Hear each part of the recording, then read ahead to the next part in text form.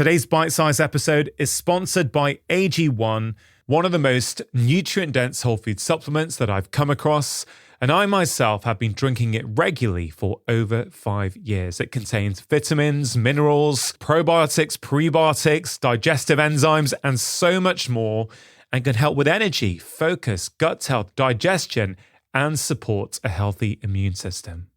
If you go to drinkag1.com/live more, they are giving my listeners a very special offer, a free 1-year supply of vitamin D and 5 free AG1 travel packs with your first order. See all details at drinkag1.com/live more. Welcome to Feel Better, Live More Bite Size, your weekly dose of positivity and optimism to get you ready for the weekends. Today's clip is from episode 306 of the podcast with leading expert in the field of circadian rhythms, Dr. Sachin Panda. Now, Sachin's research on the impact of circadian clocks on our health is truly groundbreaking, and he has revolutionized our understanding of health and well-being. In this clip, he shares a simple tip to help you sleep better, boost your gut health, and get more energy. Please note, the advice in this episode may not be suitable if you are suffering with or recovering from an eating disorder.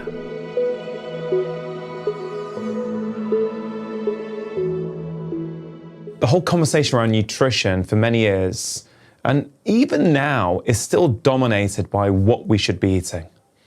But your research beautifully demonstrates that timing of food intake is something we also need to pay a lot of attention to. 50% of adults eat for 15 hours or longer.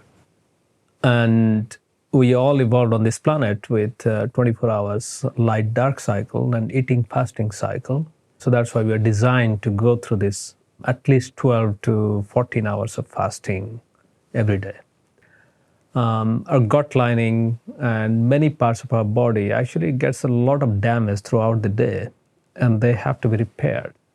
And that repair process happens only when we are in our deep sleep and also we are fasting. I have seen with hundreds, maybe thousands of patients that when people compress their eating windows, you see benefits across the board. Yeah. Weight loss, blood sugar, energy, sleep quality. So I'm a passionate advocate of your work, and I've been using it with real life people. One almost universal recommendation I have with most of my patients is let's at least start off making sure you're eating all of your food within a 12-hour window maximum. Yes, that's a good starting point. That just try 12 hours for the first 2 weeks. In all of our clinical studies, what we do is we ask people to choose a 10-hour window that suits their lifestyle. Yeah. And it gives them a sweet spot that they can still have their social life and enjoy life and improve their health. With some caveat that your first meal should be at least an hour after waking up, and your last meal should be 2 to 3 hours before going to bed. So within that window, you're going to choose that 10 hours that works for you. And in both mouse studies and in human studies, what we're finding is if people can do this 10 hours for 5 days in a week or 6 days in a week, and they can have one cheat day where they can go a little bit outside the eating window, we still see many benefits in people who have one or multiple items of metabolic syndrome. So that means they have obesity plus high blood pressure or high triglyceride or high blood sugar, even multiple of these conditions. And what we find is if they can do 10 hours for 12 weeks, then we do see improvement in almost all of these elements of metabolic syndrome. Blood pressure improvement happens within 6 to 8 weeks. Blood sugar also improves in 10 to 12 weeks. Another thing that we are finding is when people control the timing of their food, they also seem to sleep well. And once their sleep improves, then the repair process improves. And once somebody sleeps well, then the food craving and craving for energy-dense diet, that also goes down. So that means by controlling timing, we can inadvertently change the nutrition quality and quantity. And that's now seen in many clinical trials with time-restricted eating or intermittent fasting.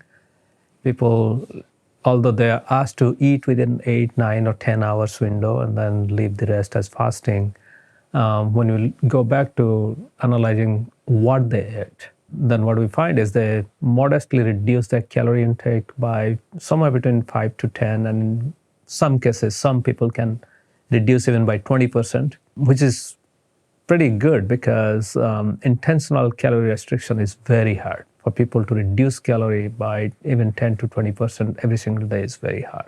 Second thing is, since they're sleeping well, then they also improve their nutrition choice. So in almost every study, we find people reduce their alcohol intake. Of course, there is less opportunity to drink alcohol. And then they also reduce processed food. And we don't know why, but it may be because they're sleeping well, because a sleep-deprived brain actually looks for highly processed food. And when people sleep well, then they can take that decision. I think everyone intuitively knows that, even if they don't understand the science. I think everyone knows that experience when they haven't slept well. Yes, you can talk to the science of leptin and ghrelin, and the hunger hormone goes through the roof and your satiety hormone goes down. But actually, I think we all know when we haven't slept well, we want more caffeine. We crave more food. You know, this happened to me a few days ago. Hungry all the time, and you're not craving healthy whole foods at that time. You're craving, you know, high energy dense foods. Although quality and quantity of nutrition are very important, by focusing on timing, one can improve those two aspects too. So if you have some health issues, there are benefits. But what about that person listening who goes, well, actually, you know, I kind of feel okay. I haven't got pre-diabetes. I haven't got much of a weight issue. What are the benefits for me, Dr. Panda, of eating all my food within a 10-hour eating window? I think everybody would agree that they need a little bit more energy. And they may not have other health issues, but many of us, we have a little joint problem, we feel a little pain, and overall, other things that we are finding biochemically and with all this gene expression analysis, what we're finding is the kidney function improves, our muscle repair also improves. There are now new studies showing that circadian clock is involved in repairing tendons and ligaments. So injuries, particularly recovery from injuries. And if we think about it, actually every day we injure some of our joints, ligaments, and muscles. We are on a continuous rejuvenation process. And that's why I say that just like our brain, when it sleeps, it resets, rejuvenates, and repairs itself. Almost every tissue in our system repairs itself. So let's go into timing. Okay.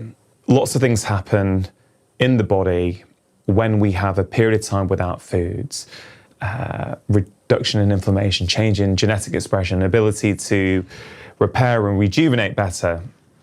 But I guess there's an ideal body clock that if the modern world didn't drive us to do certain things at certain times, that we could all beautifully follow. And then there's real life for many people.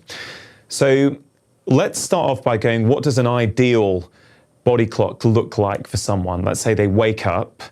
I know you're a big fan of saying that we should try not to eat for the first hour after waking up. Why is that? So most of us, when we wake up, we're waking up to an alarm clock. So that means our sleep hormones are still high.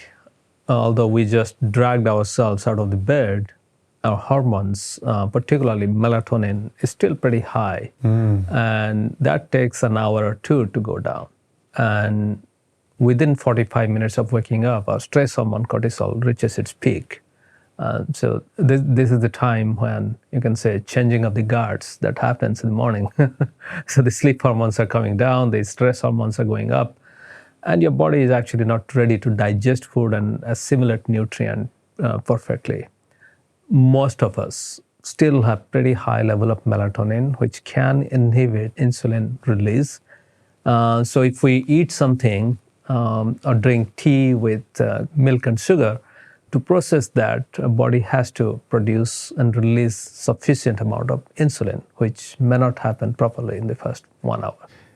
So I think that's a very practical tip that everyone, no matter what diet they choose to follow, no matter what culture they're from, no matter what country they live in, that seems like quite a good universal principle for all of us. Whenever you wake up for the first hour, don't eat any food, but you're also saying no coffee or tea with milk and or sugar. You've done a lot of science on this, right? Which is clearly, in the times in which we live, a lot of people need that science to persuade them that this is something I should be doing.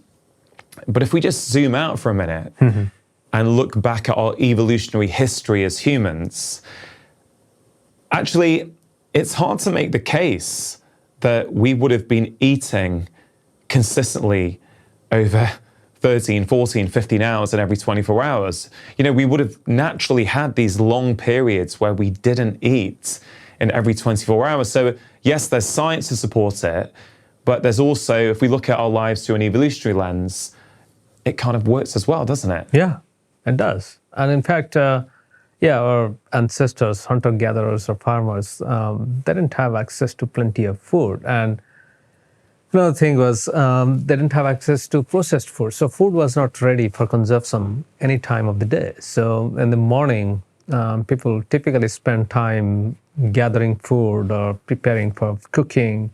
And the first substantial meal was maybe around lunchtime. Can you summarize? If anyone listening to this goes, okay, I'm going to now try and eat all of my foods within a 10-hour eating window. Can you list what are some of the benefits they may get? Yeah, so once people eat within 10 hours eating window, what we find is within few days, that may be 2 to 3 weeks, they may find that sleep will improve.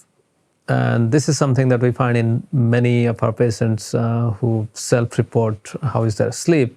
It may not increase the number of hours they sleep, but it may just improve their sleep satisfaction. They might actually get into a better sleep. Quality of sleep will improve.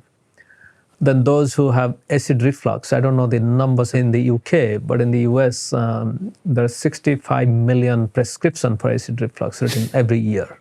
Yeah. And there is a lot of over-the-counter acid reflux medication. So that means almost more than half of the adult population experiences some kind of acid reflux or stomach issues every week. So we also hear that people have much better gut health. Within 2 to 4 weeks, they will feel that. So sleeping better and then having better gut health will also improve the sense of energy in the morning and throughout the day. We think that these 3 benefits are the positive feedback loop that helps people to sustain with 10 hours eating window. Just at the end here now, for people who feel inspired by what you said, who think, yeah, you know what, I think I want to give this a try. Do you have any final kind of top tips to share with people, to leave them with, so they can take your work and use it to improve the quality of their lives? Any duration of fasting is better than no fasting. But if you want to optimize, then it's better to eat within your active period. For humans, it will be finishing your dinner by 6 or 7 p.m., and that will give you the best benefit. But at the same time, we have to keep in mind that in the pursuit of perfection, we should not forget that what is practical and what suits your life, you should try to do that. Hope you enjoyed that bite-sized clip. Hope you have a wonderful weekend, and I'll be back next week with my long-form conversation on Wednesday and the latest episode of Bite Size next Friday.